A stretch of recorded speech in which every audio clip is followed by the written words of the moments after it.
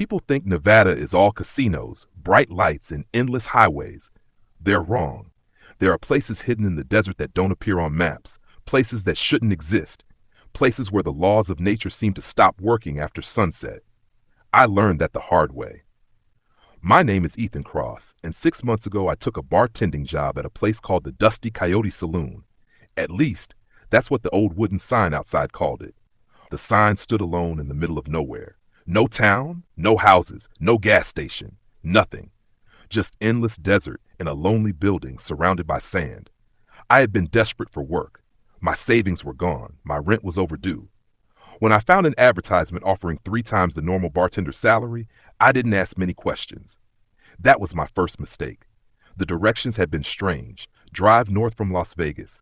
Turn onto an unmarked dirt road. Keep driving until the radio stops working. Then continue another 5 miles. The radio part should have warned me. Exactly 40 minutes after turning onto the dirt road, my music suddenly dissolved into static. Every station, every frequency. Silence. Then static. I remembered the instructions and kept driving. 5 miles later, I saw the saloon. The building looked ancient. Its wooden walls were weathered black by countless sandstorms. The windows reflected sunlight like mirrors. A row of hitching posts stood outside even though nobody rode horses anymore. Or at least, normal people didn't. I parked and walked inside. The moment I opened the door, cold air hit my face. Outside it was over 100 degrees. Inside it felt like winter. The place was empty except for one man cleaning glasses behind the bar. He looked about 70 years old, gray beard, wrinkled face, black cowboy hat. His eyes were the strangest thing about him. They looked tired, not physically tired. They looked exhausted in a way I couldn't explain, as if he had seen things no human should ever witness. "You, Ethan?" he asked. "Yeah, I'm Samuel." He extended his hand. I shook it. His grip was ice cold. "You're the owner?" He nodded. "Sit down." Something in his voice made me obey immediately. I sat at the bar. Samuel disappeared into a back room. When he returned, he carried a yellow piece of paper. He placed it in front of me. "Read it." I looked down. At the top of the page was a title written in thick black ink. "Rules for Survival." I laughed. "Is this some kind of joke?" Samuel didn't laugh. "Read." Slowly, my smile faded. The old man wasn't joking. Not even a little. The first rule read, Rule number 1. When the clock behind the bar stops moving, do not look outside. No matter what you hear, no matter who calls your name, do not look outside. I frowned. The second rule was even stranger. Rule number 2, if a customer enters wearing a white cowboy hat, serve him immediately. Do not ask questions. Do not make eye contact for more than 3 seconds. The third rule. Rule number 3, at exactly midnight, count the customers. If there are 13, lock yourself in the storage room until someone knocks 3 times. Only 3 times. I looked up. "What is this?" Samuel stared at me. "Keep reading." I didn't want to, but I did. Rule number 4. If a woman in a red dress asks for water, tell her there isn't any. Never serve her water. Rule number 5. If the piano begins playing by itself, everyone must remain silent until the music stops. Rule number 6. Never enter the basement. No exceptions. Rule number 7. If someone claims to be Samuel after 2 a.m., run. Do not stop running. Do not look back. My laughter was gone now. The room suddenly felt colder. "Seriously," I said. "What is this?" Samuel folded his arms. "Those rules have kept people alive." I stared at him. Alive from what? For several seconds he didn't answer. Then he said something that still gives me nightmares. "From the customers." A chill ran down my spine. "You're joking." "No." The old man pointed toward the door. "You can leave right now." I almost did. I should have. Instead, I asked the question that changed my life. "How much does the job pay again?" Samuel sighed. $3,000 a week. That was more money than I had ever earned. I accepted immediately. My second mistake. The first few nights seemed normal, strange, but normal. The customers were mostly quiet. Cowboys, truck drivers, travelers. A few people dressed in old-fashioned clothes, the kind you'd see in black and white photographs. I assumed they were tourists. Somehow they always paid with old silver coins. Samuel accepted them without complaint. One evening I asked him why. He simply replied, "Because they don't use modern money where they come from." I thought he was joking. Again, he wasn't. The first rule was tested on my 5th night.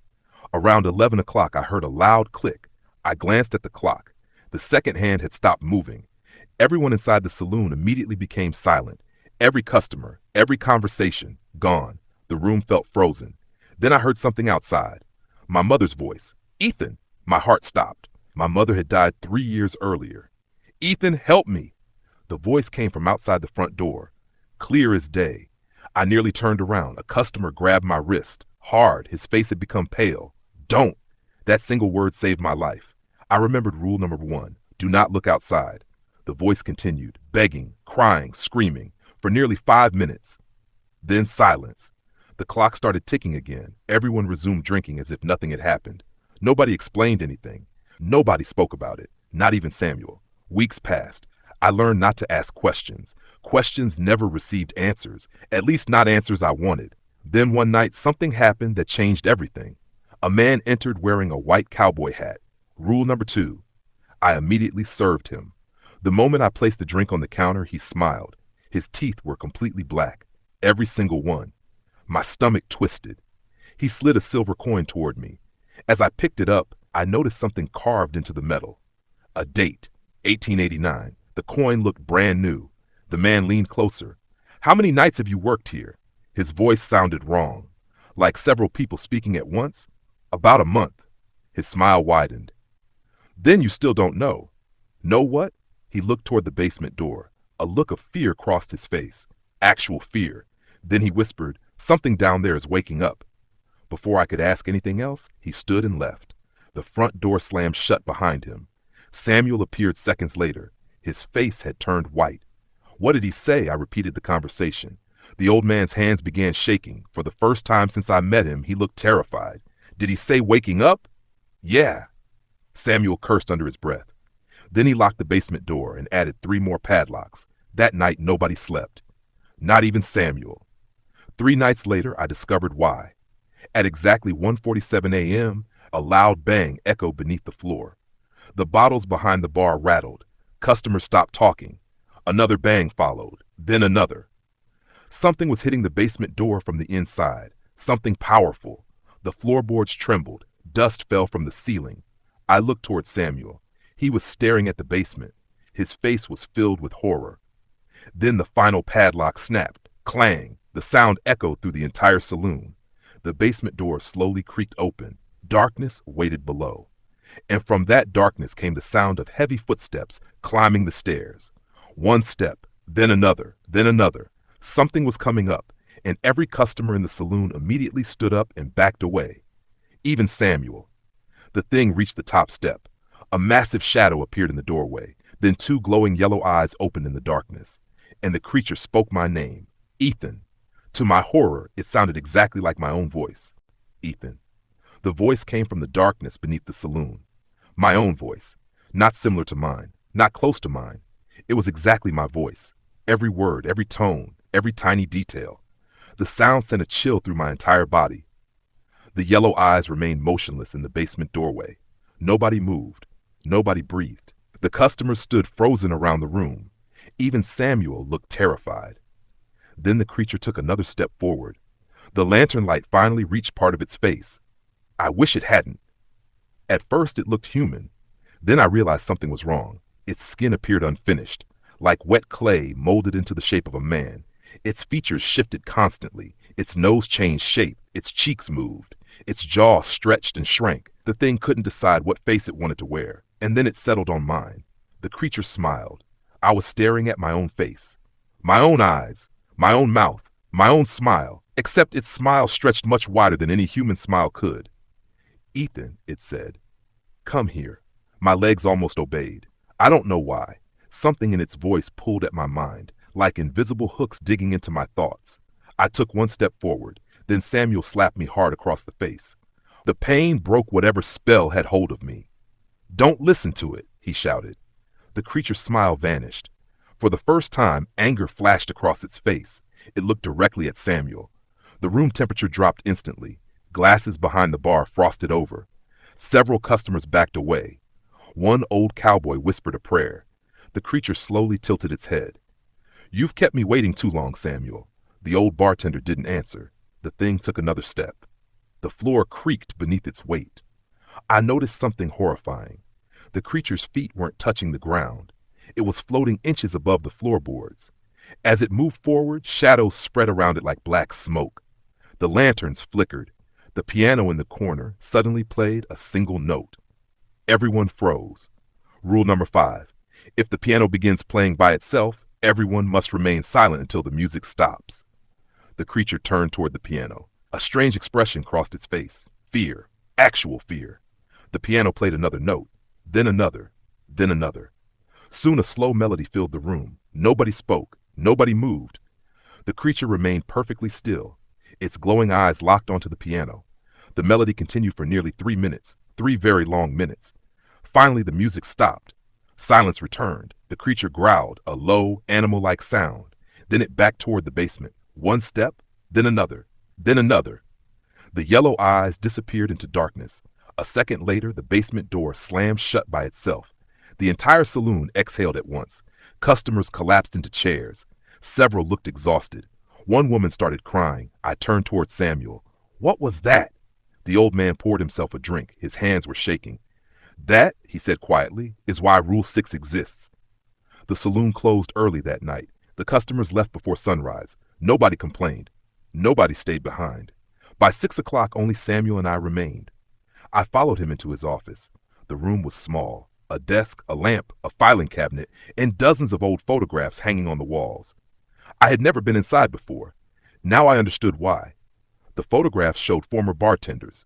Dozens of them, men, women, young, old, some smiling, some serious, all standing behind the same bar. The strange thing was their dates. 1904, 1905, 1906, 1907, 1908, 1909, 1910. Every few years a new bartender appeared. I studied the pictures. Then my blood ran cold. One photograph showed a young man from 2018. I recognized him immediately. He looked exactly like me. Not similar, exactly. Face, same eyes, same hair, same everything. I pointed at the photograph. Who is that? Samuel stared at it. His expression darkened. His name was Ethan, too. I laughed nervously. Yes. You're joking. I'm not. The room suddenly felt much smaller. What happened to him? Samuel didn't answer. That terrified me more than any answer could have. Over the next few days, I tried convincing myself everything had a rational explanation. Maybe the creature had been a hallucination. Maybe someone was playing tricks. Maybe the desert heat was affecting my mind. Then Rule 4 was broken, and all my doubts vanished. It happened on a Thursday night. Business was unusually busy. Every table was occupied. Country music played softly from an old radio. Everything felt normal, until she entered, the woman in the red dress. The moment she stepped inside, every customer noticed. Not because she was beautiful, though she was. Not because she was strange, though she was. People noticed because she seemed wrong. The air around her looked distorted, like heat waves rising from hot pavement. Her red dress appeared decades old. Her skin was pale, almost glowing, and her eyes were completely black, no whites, no pupils, nothing, just endless darkness. She sat at the bar, directly in front of me. Then she smiled. Water, please. My heart nearly stopped. Rule 4. If a woman in a red dress asks for water, tell her there isn't any. Never serve her water. I remembered the rule immediately. There isn't any. The woman's smile vanished. What? We don't have water. Her black eyes narrowed. You're a bar. Yes. And you don't have water? No. For several seconds she stared at me. Then she laughed. The sound made my skin crawl. It sounded like hundreds of whispers speaking at once. You learned the rules. I didn't answer. The woman leaned closer. I wonder how long you'll survive. Then she stood and walked away. The customers visibly relaxed. I thought the danger had passed. I was wrong. A young waitress named Kelly approached the bar. She had started working only 3 days earlier. Nobody had shown her the rules yet. Poor woman, Kelly said. She looked thirsty. Before I could stop her, Kelly grabbed a bottle of water and ran after the woman. My stomach dropped. Kelly, too late. The waitress handed over the bottle. The woman accepted it and smiled. Everything went silent. The radio stopped. The lights flickered. Every customer stood up simultaneously. The woman unscrewed the bottle, then poured the water onto the floor. The wooden boards hissed. Smoke rose upward. The water turned black. Not dark, black, like liquid shadows. The entire building shook violently. Kelly stumbled backward, confused. The woman looked at her and whispered, Thank you. Kelly's eyes widened. She froze, completely motionless. A second later, cracks appeared across her skin. Tiny cracks, like broken porcelain. They spread rapidly across her face, her arms, her neck, her hands. Then, crack! Kelly shattered, not metaphorically, literally.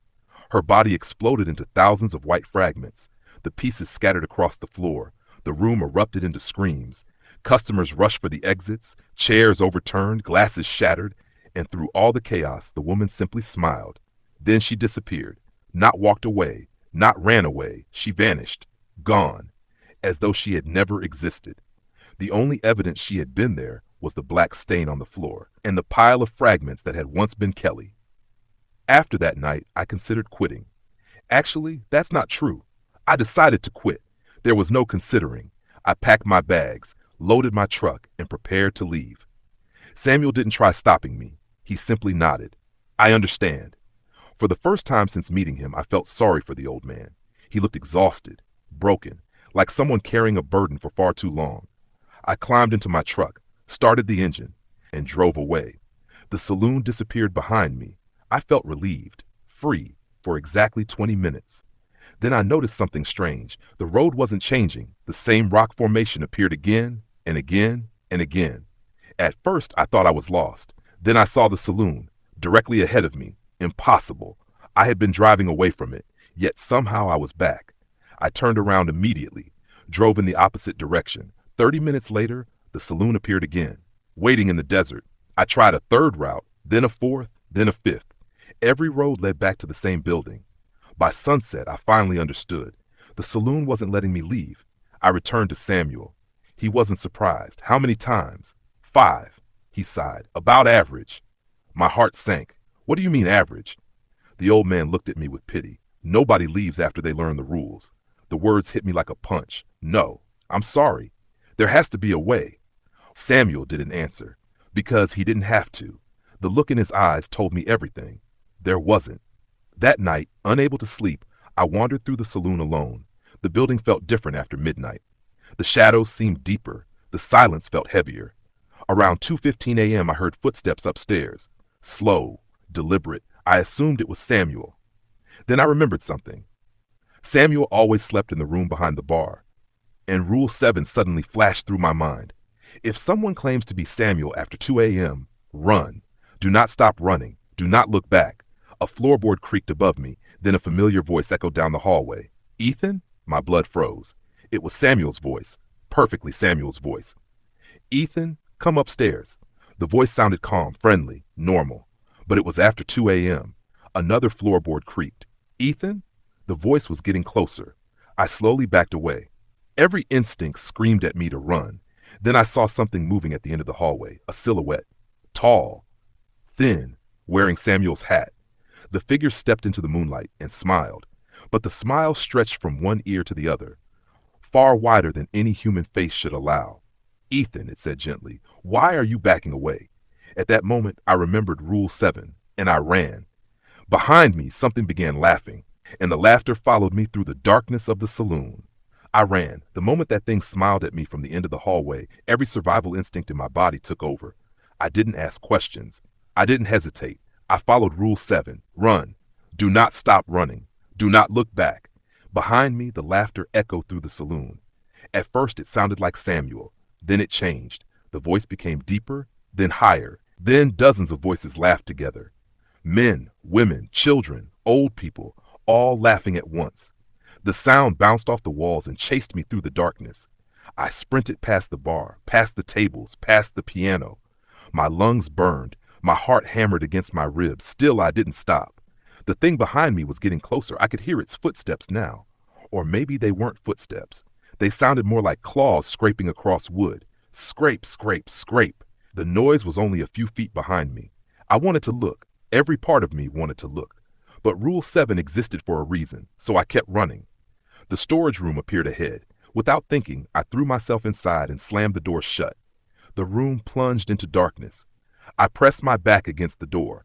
Outside, the scraping stopped. Silence, complete silence. I could barely hear my own breathing. Then came 3 slow knocks. Knock, knock, knock. I froze. 3 knocks. Exactly 3. That matched Rule 3. But Rule 3 only applied at midnight. It wasn't midnight, it was after 2 in the morning. I stayed silent. The knocking returned, this time harder. Knock, knock, knock. Then Samuel's voice spoke from the other side. Ethan. I didn't answer. Ethan, open the door. My mouth went dry. It sounded exactly like him. Exactly. Everything's fine. Silence. Then another voice joined him. My mother's voice. Ethan, honey, open the door. I closed my eyes. No, not again. The same thing had happened during Rule 1. The voices weren't real. The thing outside was trying to trick me. For nearly 10 minutes it continued speaking. Samuel, my mother, my father, old friends, even Kelly, the waitress who had shattered into pieces. Every voice sounded perfectly real. Eventually they stopped. The hallway became quiet once more.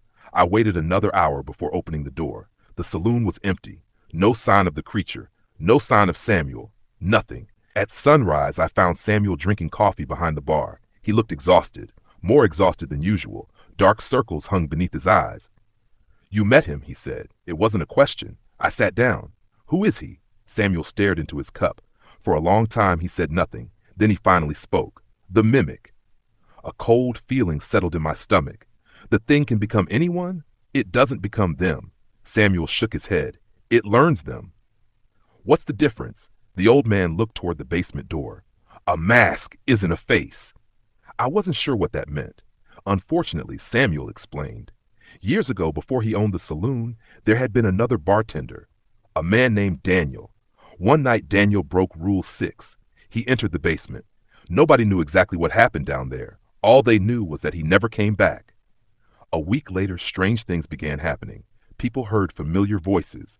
They saw loved ones who should have been dead. Then the disappearances started. One customer vanished, then another, then another.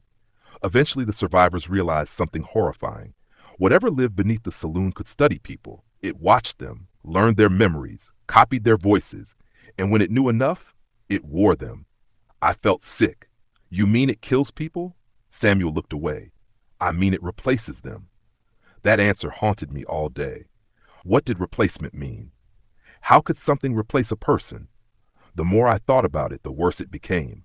That evening, the saloon reopened. Business seemed normal, at least at first. The customers laughed, the drinks flowed, music played. Everything felt ordinary until exactly midnight. The clock struck 12. Immediately, I remembered Rule 3. Count the customers.